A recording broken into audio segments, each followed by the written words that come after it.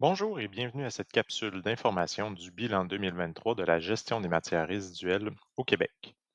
Cette capsule portera sur le secteur de la construction, rénovation, démolition ou CRD. Je me présente, Nicolas Belrose, conseiller en environnement chez Recyc Québec depuis maintenant 15 ans.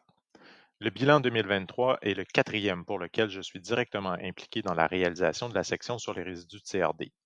Mon collègue Luc Morneau fait également partie de l'équipe responsable du suivi de ce secteur. Avant de vous présenter les résultats, j'aimerais vous présenter sur quoi porte exactement ce bilan. Les résidus de CRD, ce sont finalement tout ce qui compose l'enveloppe de tous les types de bâtiments. On y inclut les fondations, les matériaux de revêtement extérieur, les matériaux de la structure, les matériaux de finition intérieure. Certains accessoires comme les accessoires de salle de bain ou de cuisine comme les armoires ou les comptoirs sont également inclus dans les résidus de CRD. Même s'ils sont souvent étroitement liés au bâtiment, cette section du bilan ne prend pas en considération le mobilier à l'intérieur des bâtiments ou les sols contaminés qui peuvent être générés lors de l'excavation. De même, les matériaux d'infrastructure routière ne sont pas inclus dans les données de ce bilan. Les résultats qui vous seront présentés ici sont le résultat d'un sondage qui a été transmis au printemps 2024. La participation de ce sondage était volontaire de la part des entreprises qui ont été sondées. Le cadre réglementaire actuel ne nous permet pas d'obliger les différentes installations à nous répondre. Dans certains cas, nous devons effectuer certaines hypothèses pour compléter les données manquantes. Pour cette édition 2023, nous avons eu un taux de réponse de 60 soit 30 installations sur 50 questionnaires envoyés. Ce taux se compare aux éditions précédentes. Il était de 64 en 2021 et 61 en 2018. Dans les prochaines diapositives, je vous indiquerai s'il s'agit d'une projection ou des résultats réels de ces 30 installations. Nous estimons que les centres de tri de résidus de CRD du Québec ont reçu environ 1 675 000 tonnes de matière, soit une baisse d'environ 9 par rapport à 2021. Ce chiffre a été estimé en fonction des résultats qui ont été obtenus. Les 30 centres de tri qui nous ont répondu ont reçu un total de 1 144 000 tonnes. Nous estimons que ces 30 installations représentent de 70 à 80 du marché. La baisse entre 2021 et 2023 est probablement contextuelle.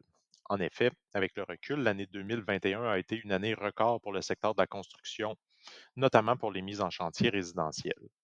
Lorsque nous regardons les quantités de résidus enfouis, nous observons également une baisse, mais moins importante que celle des matières acheminées dans les centres de tri. Pour 2023, nous observons 1 632 000 tonnes qui ont été enfouies, une baisse de seulement 2 par rapport à 2021. Donc, malgré le ralentissement dans le secteur, nous pouvons observer que les générateurs choisissent encore l'enfouissement au détriment du tri.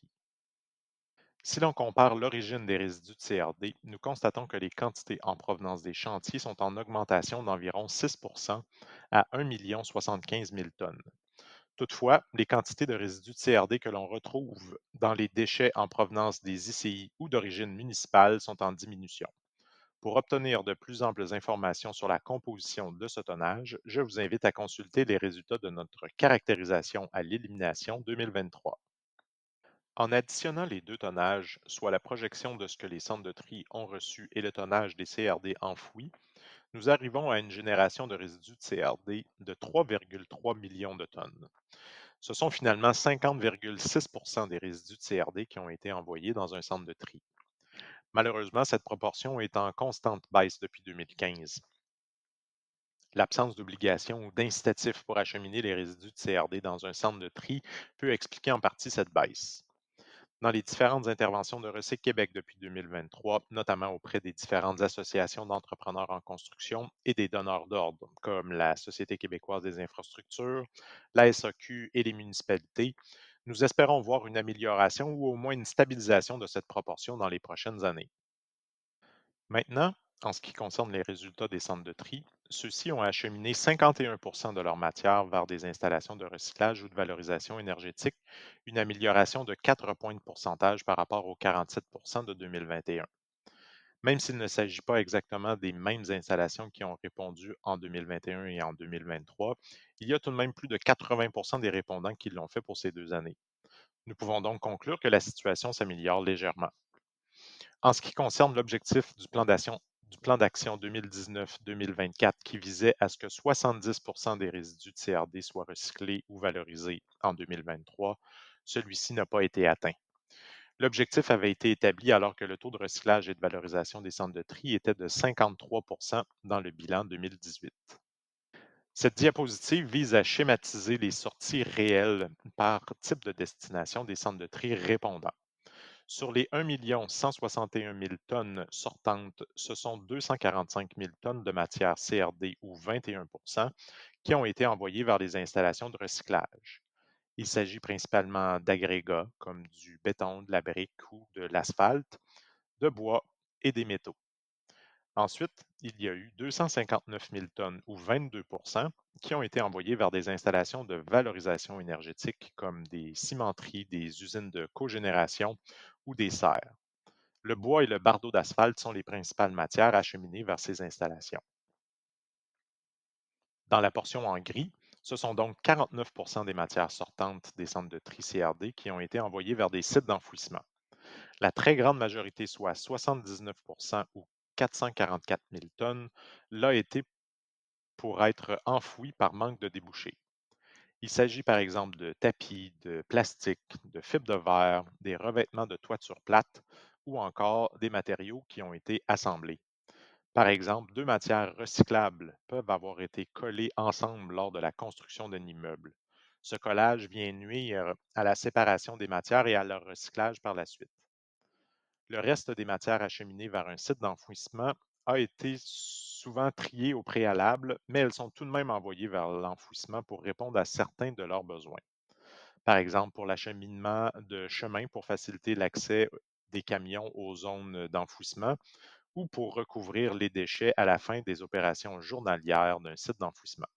Les prochaines diapositives présentent les résultats qui concernent spécifiquement le bois. Étant donné que le bois est très présent dans nos bâtiments, il s'agit de la matière qui est la plus présente dans les expéditions des centres de tri CRD. Avec 270 000 tonnes en 2023, il s'agit encore de la matière la plus importante dans les expéditions. Toutefois, la hiérarchie des 3 RV est difficile à respecter.